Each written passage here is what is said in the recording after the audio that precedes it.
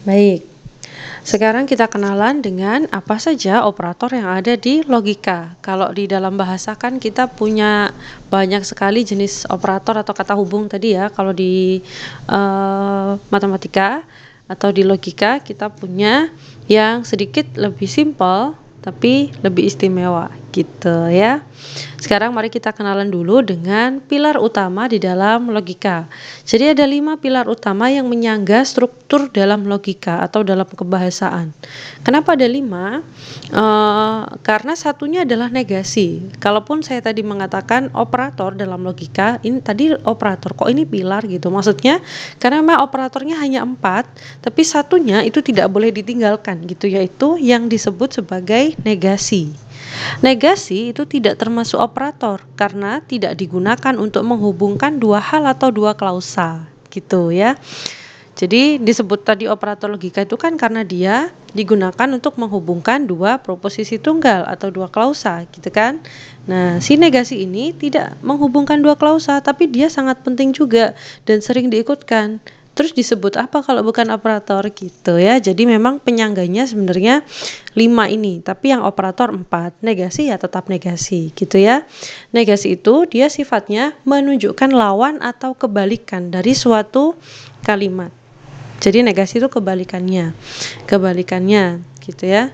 Nah, 5 pilar ini simbolnya seperti yang tergambar di layar ini. Yang pertama ada simbol negasi. Kemudian yang kedua ini kita sebut sebagai operator konjungsi. Kemudian yang kayak huruf V ini disebut sebagai disjungsi. Kemudian tanda panah ke kanan itu menunjukkan implikasi. Sedangkan tanda panah ke kanan kiri itu kita sebut sebagai biimplikasi. Jadi kita punya 4 simbol seperti ini. Ada simbol yang lain juga nanti akan saya jelaskan. Tapi yang paling dasar, paling basic ya ini. Sekali lagi 5 ini pilar. Satunya negasi, kemudian 4 yang ada di kanan ini adalah operator. Konjungsi, disjungsi, implikasi, dan biimplikasi. Barangkali masih ada yang masih baru mengenal istilah ini, maka mohon untuk diingat-ingat supaya tidak tertukar antara konjungsi dan disjungsi. Kalau konjungsi V terbalik ke bawah, kalau disjungsi seperti huruf V biasa. Tapi menulisnya harus benar seperti ini ya, lancip. Kemudian panah ke kanan, implikasi, panah dua arah, biimplikasi. Ada tambahan B-nya karena B itu artinya 2. Bi itu artinya 2, jadi 2 arah. Implikasi 2 arah lah kasarnya ya, biimplikasi itu.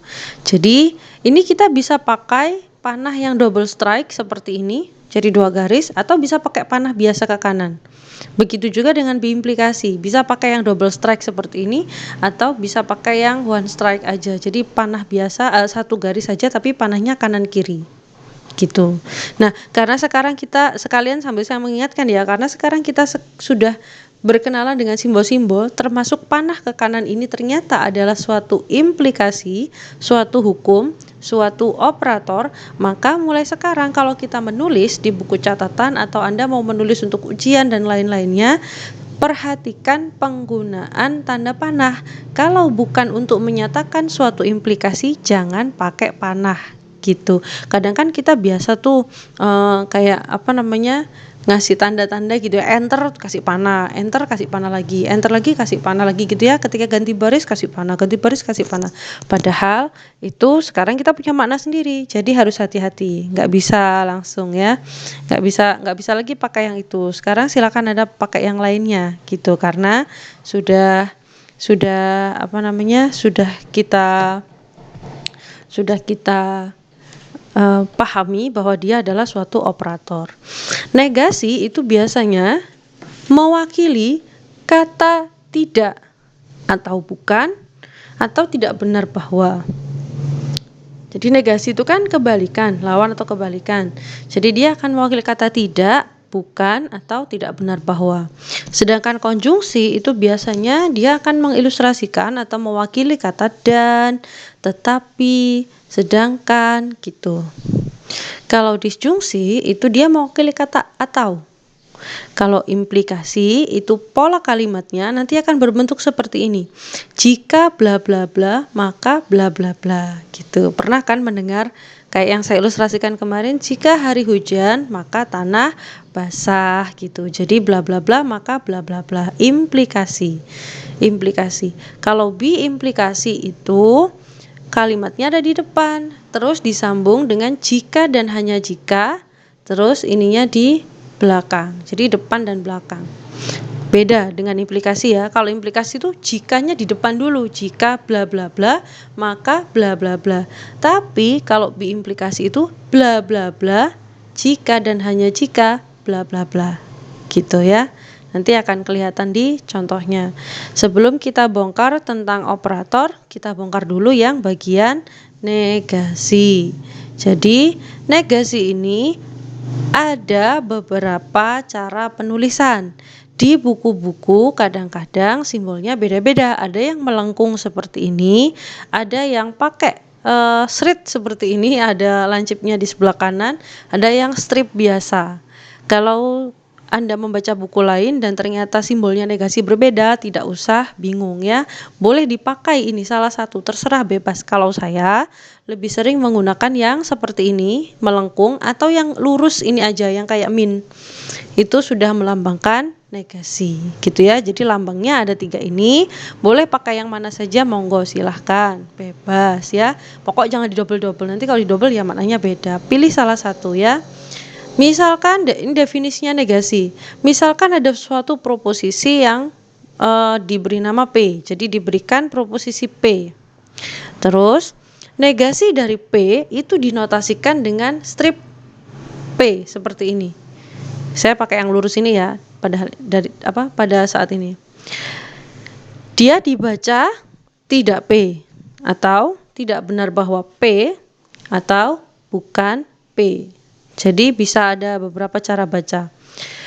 Dia nanti akan bernilai benar jika P-nya aslinya bernilai salah. Jadi karena kebalikan berarti kan nilainya ya berkebalikan. Kalau misalkan si P-nya proposisi yang awal itu dia bernilai salah, maka negasinya ini akan bernilai benar. Begitupun sebaliknya, kalau misalkan proposisi yang asli si P ini bernilai benar, berarti negasinya bernilai salah, kan kebalikannya. Gitu ya. Nah, ini contoh yang di sebelah kanan. Saya punya proposisi P yang berbunyi banyaknya nama hari yang berawalan S adalah 3. Jadi banyaknya nama hari yang berlawanan S adalah 3. Proposisi kan? Bernilai benar atau salah ini? Senin, Selasa, Rabu, Kamis, Jumat, Sabtu, Minggu, 3. Benar, berarti benar ya. Proposisi yang bernilai benar. Kemudian negasi dari P itu disimbolkan dengan negasi P, itu ditulis seperti ini. Nah, pada saat ini saya pakai negasi yang melengkung ini, simbolnya sama aja boleh. Nah, saya bisa menuliskan seperti ini kalimatnya. Tidak benar bahwa banyaknya nama hari yang berlawanan S adalah 3. Gitu. Boleh pakai cara yang ini. Kalau mau pakai kalimat yang lain, ada contohnya Bu? Ada. Nah, ini contoh yang lainnya. Boleh juga negasi P itu ditulis seperti ini. Banyaknya nama hari yang berlawanan S bukan 3 gitu. Jadi kata negasinya itu terlukis di sini, bukan ini gitu. Tapi kan kita bisa merasakan ya sense-nya kalimat ya. Kalau bukan saya taruh di depan. Misal, bukan banyaknya nama hari yang berlawanan S adalah 3, kan kurang enak gitu ya. Kan kurang enak.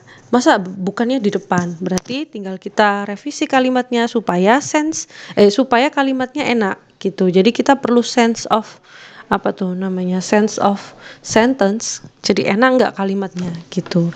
Tapi andaikan Anda disuruh memilih 2 kalimat ini yang menggambarkan negasi, mesti kan memilih yang atas yang lebih enak kan? Tidak benar bahwa banyaknya nama hari yang berlawanan S adalah 3. Jadi benar-benar menunjukkan negasi. Tapi nanti akan ada kalimat lain yang juga lebih enak kalau menggunakan kata bukan gitu. Jadi ini pilihan. boleh digunakan yang mana tergantung kalimatnya seperti apa. Itu pakai sense of ini. Jadi kalau meskipun kita menggunakan logika dengan hukum yang saklek gitu ya, hukum yang pas, yang sudah jelas, tapi tetap kita perlu yang namanya seni berbahasa atau kepekaan bahasa, sense of sentence, kepekaan kalimat. Nah, untuk nilai kebenarannya, karena P yang awal ini dia bernilai benar, berarti negasi P-nya bernilai salah. Namanya juga kebalikan, gitu ya. Seperti itu. Jadi tentang negasi itu artinya kebalikan saja. Boleh pakai simbol yang mana saja ya. Oke. Baik, selanjutnya kita akan berkenalan dengan definisi 4 operator logika yang tadi saya jelaskan. Ada konjungsi, disjungsi, implikasi, dan biimplikasi. Dua yang di atas ini bisa Anda ibaratkan operator yang paling basic seperti penjumlahan. Artinya boleh dibolak-balik, maknanya tetap sama. Tapi kalau dua yang ada di belakang ini, dia operator yang sifatnya lanjut, tidak bisa dibolak-balik. Kalau yang di atas tadi ini konjungsi disjungsi itu operator yang boleh dibolak-balik. Apa tuh? Kayak penjumlahan sama perkalian. 4 tambah 3 dengan 3 tambah 4 kan sama aja maknanya. 4 kali 3 dengan 3 kali 4 bukan sama maknanya, sama hasilnya, sama aja kan hasilnya. Konjungsi disjungsi seperti itu. Tapi kalau implikasi dan biimplikasi, dua yang di bawah ini levelnya sudah di atasnya dikit, karena nggak boleh dibolak-balik kayak pengurangan dan pembagian. 4 dikurangi 3 tidak sama dengan 3 dikurangi 4 gitu. 4 dibagi 3 tidak sama dengan 3 dibagi 4. Itulah yang mencerminkan implikasi dan biimplikasi. Tidak boleh dibolak-balik gitu. Jadi sama ya, keren ya. Jadi ini bisa kita hubungkan dengan bahasa, bisa kita hubungkan dengan operator aljabar. Kalau yang tadi plus minus kali bagi itu namanya operator aljabar. Ini namanya operator logika. Keren ya. Masih nyambung. Definisinya seperti ini. Misal kita punya proposisi P dan Q gitu.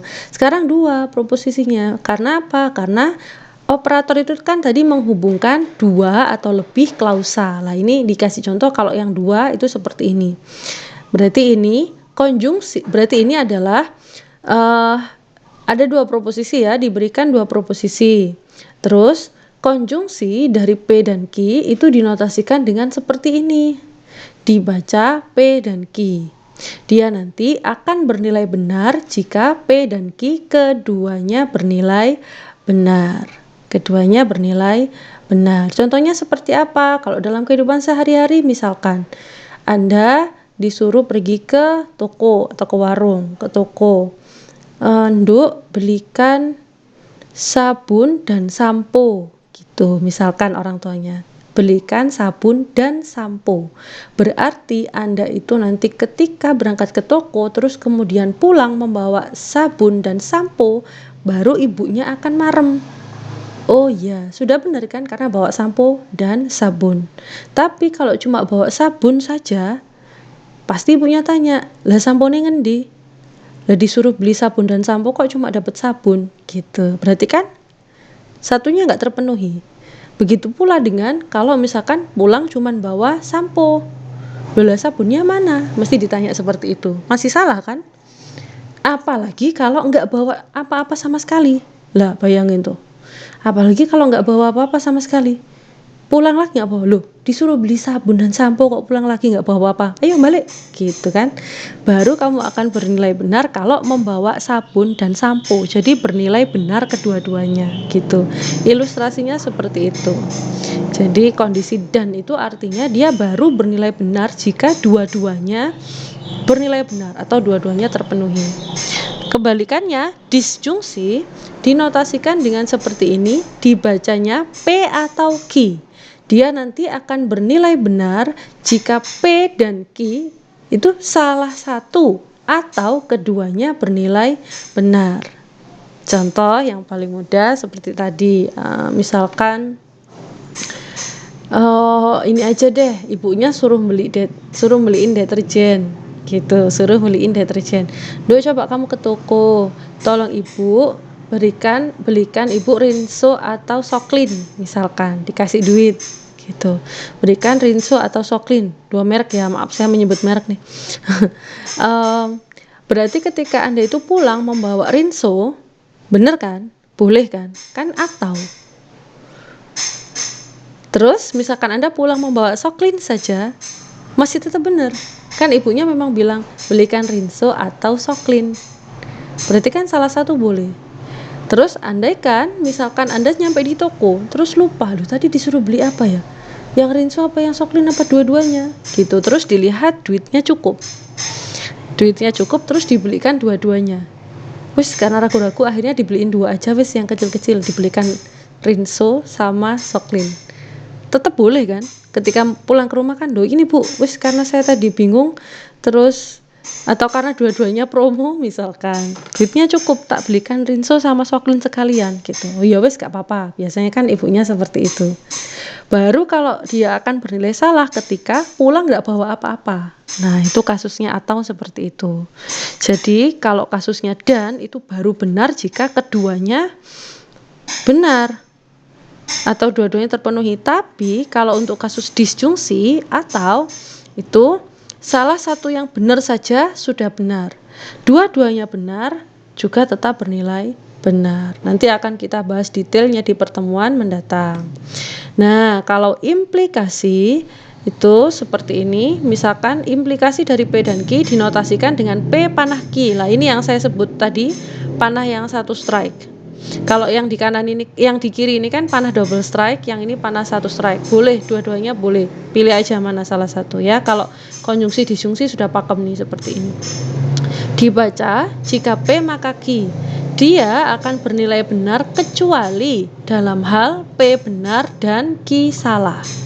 Jadi kalau ada ketemu implikasi itu, dia selalu bernilai benar kecuali saat P-nya benar tapi Q-nya itu salah.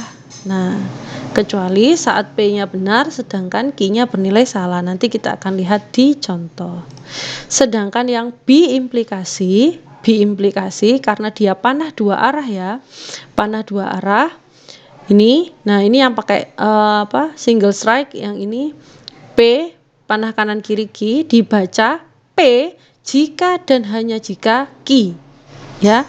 P jika dan hanya jika Q. Jadi jikanya nggak ada yang di depan, semuanya ada di tengah, jika dan hanya jika Q. Dia akan bernilai benar dalam hal P dan Q keduanya benar atau keduanya salah. Jadi dia ini kalau P benar Q benar, dia nilainya benar. Terus kalau P salah terus Q-nya juga salah, itu dia juga bernilai benar gitu. Kalau cuma salah satu yang benar malah salah. Nah, nanti akan kita cek di detailnya di pertemuan yang selanjutnya. Biar sekalian langsung kenalan dengan 4-4-nya operator secara basic atau dasar. Setelah itu nanti minggu depan kita bahas yang detailnya. Nah, ini contoh penggabungan atom menjadi formula untuk konjungsi, disjungsi, sama implikasi dan biimplikasi. Bisa dilihat contohnya ya. Saya pakai contoh yang sama untuk konjungsi dan disjungsi. Misal ini, lingkaran merupakan contoh bangun datar, bola merupakan contoh bangun datar. P dan Q ini. Bangun ruang. Lingkaran merupakan contoh bangun datar, sedangkan bola merupakan contoh bangun ruang.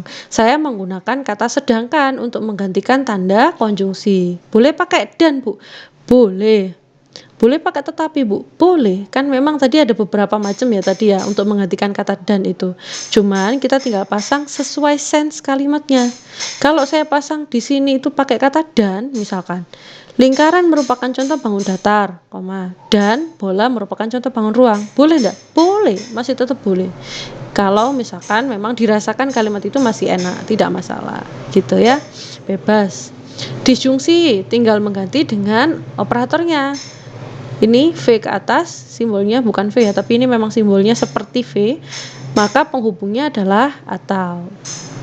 Kalau untuk biimplikasi dan implikasi dan biimplikasi bentuknya seperti ini. Jika 2 tambah 2 sama dengan 4, maka 5 bukan bilangan prima. Tinggal dipasang ya. Terus ini kalau P-nya seperti ini, Q-nya begini, berarti P berimplikasi Q adalah 2 tambah 2 sama dengan 4 jika dan hanya jika 5 bukan bilangan prima. Jadi dipasangnya di situ. Gitu. Nah, terus untuk mengecek kebenarannya, nilai kebenarannya tadi saya sudah bilang mengilustrasikan mengecek kebenaran ya. Nah, kalau untuk konjungsi dan disjungsi seperti ini, misalkan tadi saya breakdown yang P sama Q, contoh yang di slide sebelumnya tadi.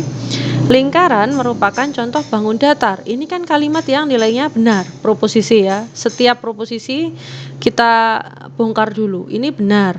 Proposisi yang kedua, siki, bola merupakan contoh bangun ruang, berarti kan dia bernilai benar. Maka untuk yang konjungsi, ini dua-duanya kan P dan Q dua-duanya bernilai benar.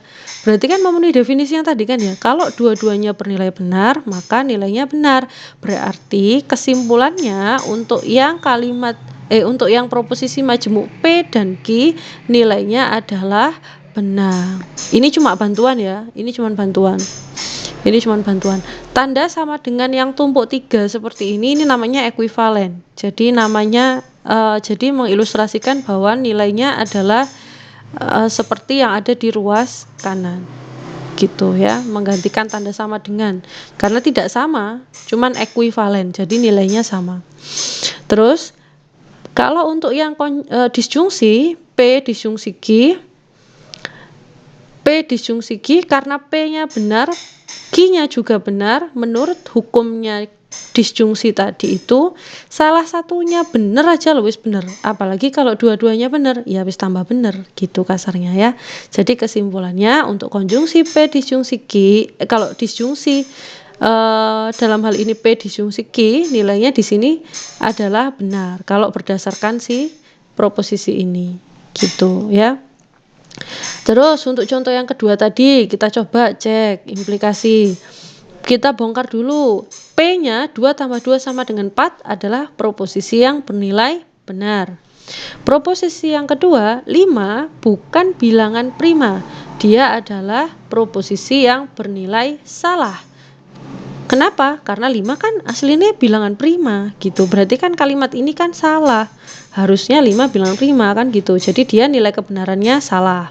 Nah, untuk P maka Q, kalimatnya kan digabung tadi seperti ini. Tinggal kita lihat, yang depan bernilai benar, yang belakang bernilai salah. Yang depan bernilai benar, yang belakang bernilai salah. Menurut hukum implikasi tadi itu, dia akan selalu bernilai benar kecuali kalau kondisinya yang depan itu benar, yang belakang salah. Berarti dia ini kesimpulannya adalah salah. Lek sing lainnya, misalkan ini B, yang belakang juga B, di sini tetap B. Yang di sini B, yang di sini S, yang di sini B, kesimpulan akhirnya tetap B. Pokoknya dia itu cuma baru berlaku salah kalau yang depan B dan yang belakang adalah S gitu, yang depan benar, yang belakang salah. Nah, karena kebetulan ini kasusnya seperti itu, maka kesimpulannya proposisi majemuk P maka Q ini dia bernilai salah. Bagaimana dengan yang biimplikasi? Karena yang biimplikasi itu syaratnya menurut definisi tadi, saya ulang mana ya? Menurut definisi tadi untuk yang biimplikasi itu dia bernilai benar jika P dan Q sama-sama benar atau sama-sama salah. Nah, di contoh ini tadi kan, di contoh yang ini nilainya itu satu benar satu salah, bukan dua-duanya benar dan bukan dua-duanya salah, ya kan? Tidak sesuai dengan definisi. Berarti di sini ini hasil kesimpulan akhirnya si biimplikasi Q ini adalah salah gitu. Ini cuman bantuan ya. Cuman bantuan. Kita akan bahas detailnya nanti lebih dalam lagi di pertemuan selanjutnya gitu. Di pertemuan selanjutnya. Oke. Terakhir sebelum menutup materi hari ini, ini ada sedikit tambahan dari saya. Jadi kita pernah membaca suatu ajaran yang sangat terkenal bahwa tanda orang munafik ada 3. Apabila ia berkata, maka ia berbohong. Apabila ia berjanji, selalu mengingkari. Dan apabila ia dipercaya, dia berkhianat atau mengkhianati. Nah, sebenarnya larangan mengenai berbohong, mengingkari janji, dan mengkhianati kepercayaan itu secara tersurat dan tersirat sudah ada dalam hukum logika matematika juga. Dan tadi sudah ada di slide-slide yang Anda pelajari. Kira-kira Anda bisa menemukan nggak di mana ada hukum yang menunjukkan tanda-tanda orang munafik di operator logika tadi? Ini akan jadi PR untuk pertemuan mendatang. Kita akan ulas sedikit di pertemuan yang ketiga. Sambil diingat-ingat ya.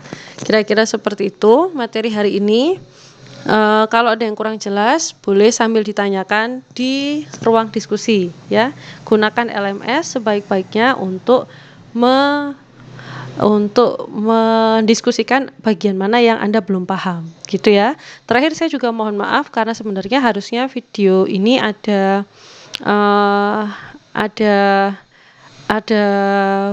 video yang nampak wajah saya, tapi karena ada beberapa kesalahan teknis tadi, maka jadinya Anda hanya melihat slide saja, gitu ya.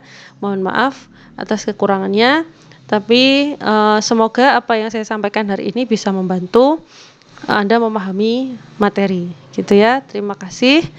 Saya tutup. Wassalamualaikum.